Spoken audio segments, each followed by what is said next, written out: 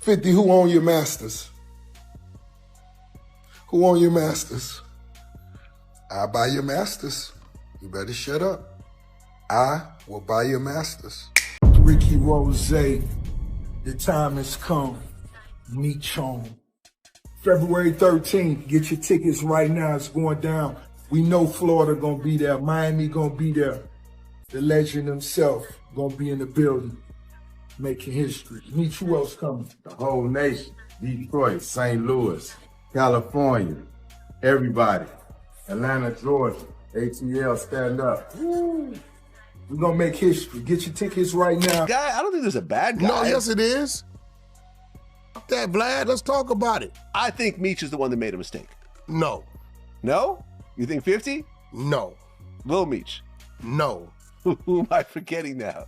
Rick Ross knew perfectly damn well what he was doing and what that would lead to. And if he was a real friend to Meech. Rick Ross promised Big Meech a $120 million empire. Movies, projects, and a comeback bigger than ever. But when the dust settled, all Meech got were empty promises, while 50 Cent turned the whole thing into a worldwide joke. How did Meech go from legendary kingpin to being clowned by 50 in front of everybody? Let's break it down. Rick Ross promised Big Meech the kind of comeback that would change everything. He spoke about $120 million movie deals, blockbuster projects, and an empire that would put Meech's name back in the spotlight. On paper, it sounded like the perfect redemption arc. After years behind bars, Meech thought he was finally about to cash in on his legendary status. But when it came time to deliver, Ross never showed up with the goods. No film, no empire, no life-changing deal. Just empty promises and flashy talk. And while Meech waited for his big break, 50 Cent turned the situation into a running joke, humiliating him at every turn. From the start, Ross framed himself as the savior who could turn Meech's story into something epic. He name-dropped directors like F. Gary Gray, Antoine Fuqua, and even Quentin Tarantino, hyping up the idea of a big-budget BMF film that would blow the TV series out of the water. But behind all the big talk, nothing ever got produced. Instead, Ross was more interested in using Meech's name as a weapon in his long-standing rivalry with 50 Cent. For Ross, it wasn't about building something real. It was about scoring points in a feud that had been going on for years. Meanwhile, 50 Cent quietly put in the actual work. He financed the entire BMF show, funded acting classes for Lil Meech, and gave him the platform to build a real career. Everything Ross only talked about, 50 actually did. And the contrast couldn't have been clearer. Ross was bluffing, 50 was building, one was chasing clout, the other was securing legacies. And when fans saw the difference, the respect fell heavily in 50's favor. Things got even messier when footage surfaced of Lil Meech partying with Rick Ross at a club. This came just days after leaked texts where Lil Meech allegedly trashed Ross, saying he didn't respect him. So when people saw them shoulder to shoulder, whispering and smiling under the club lights, the internet exploded with questions. Was Lil Meech selling out? Was he playing both sides? Or was it just another staged moment in the ongoing drama? Whatever the truth was, it gave 50 more fuel to roast him publicly. 50 Cent didn't hold back. He cracked jokes online, saying Ross only told Lil Meech to hand over his dad's address so he could send some chicken wings from Wingstop. It was brutal, but it carried a message. Ross wasn't feeding Meech opportunities, only tossing him scraps for laughs. And the internet loved it. Every time 50 dropped one of his savage punchlines, it trended. What could have been a private family embarrassment became a public circus, with 50 as the ringmaster. But 50 didn't just clown, he exposed. In one shocking post, later deleted, 50 revealed that he had to personally send Lil Meech to rehab. According to him, Meech was showing up to set completely intoxicated, even throwing up during weapons training. They found whippets in his truck, and 50 admitted he didn't even know what they were until he Googled it. In his telling, he stepped in like a big brother, cleaning up the mess and keeping the young actor on track. Meanwhile, Big Meech, who should have been guiding his son, was out cheering on reckless behavior. For 50, it was proof of who really had Lil Meech's back. The situation escalated when Michael Rainey Jr., better known as Tariq from Power, added his voice. During a live stream, a fan asked if he felt bad for Lil Meech. Instead of dodging the question, he gave a blunt answer. "I don't feel bad for no grown man on this planet. You a grown man? Why I gotta feel bad for you?" His comments went viral instantly. And of course, 50 reposted it with a laugh, doubling down on the narrative that Lil Meech wasn't deserving of sympathy.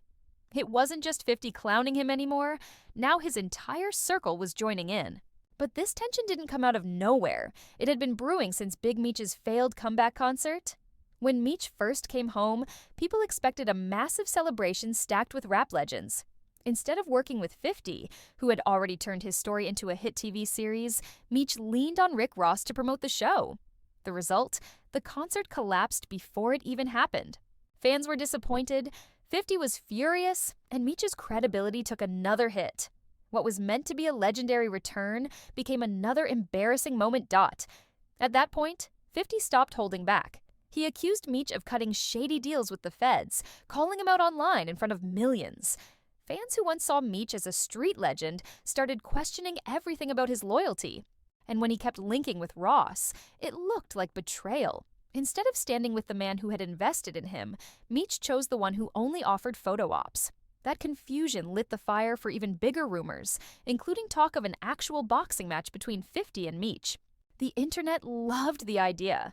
Some fans hyped it as the ultimate showdown, street legend versus rap mogul. Others thought it was pathetic, reducing Meech to a celebrity boxer desperate for relevance. Still, the rumors spread like wildfire. Meech himself even hinted at lacing up gloves, which only made things worse. The feud had left Instagram memes and entered the realm of possible real-life fights. Then came the biggest bombshell. Whack 100 stepped into the drama with a theory that shook everything. According to him, Meech's own confidant, Tammy Cowan, told 50 that Meech had been cooperating with federal authorities. If true, it meant the snitch narrative 50 kept pushing wasn't just trolling, it had roots. And it also meant that someone close to Meech may have been feeding 50 information all along. The humiliation kept piling up. At one point, Meech was spotted wearing Kanye West's graduation jacket, the same album that famously outsold 50 Cent in their 2007 battle. Some fans thought it was just fashion, but others saw it as a subtle dig, a reminder of one of 50's rare L's. What really stood out, though, was 50's silence. Normally, he's the first to roast someone's outfit, but this time he said nothing. And for fans, that silence meant one thing. 50 was saving his best shot for later. By now, it's obvious this isn't just internet trolling anymore. For 50 Cent, this beef has become personal. Every move Meech makes gets a response. Every rumor, every photo, every outfit becomes another opportunity to drag him. Some say 50 feels betrayed, that he gave Lil Meech opportunities only to watch him run into Ross' arms. Others believe it's about dominance, with 50 determined to crush anyone who dares cross him. And here's the tragic irony. Big Meech, once celebrated as a street legend, is now being painted as weak, broke, and manipulated. Ross, who promised him the world, delivered nothing but embarrassment. And 50 Cent, who actually gave him real opportunities, has become his loudest enemy. Instead of cementing his legacy, Meech is stuck in a public battle where he looks less like a boss and more like a pawn.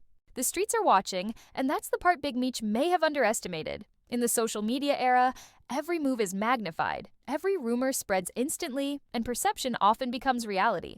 Once Ross failed to deliver on the $120 million promises, the narrative shifted. People no longer talked about Meech as the legend coming home to reclaim his spot. They talked about him as someone who got played. And in a culture where reputation is everything, being seen as a pawn in another man's feud is almost worse than losing money. The humiliation became part of the story, and that's exactly what 50 kept feeding into Dot. But the real tragedy here is that Meech's own legacy is getting rewritten in real time.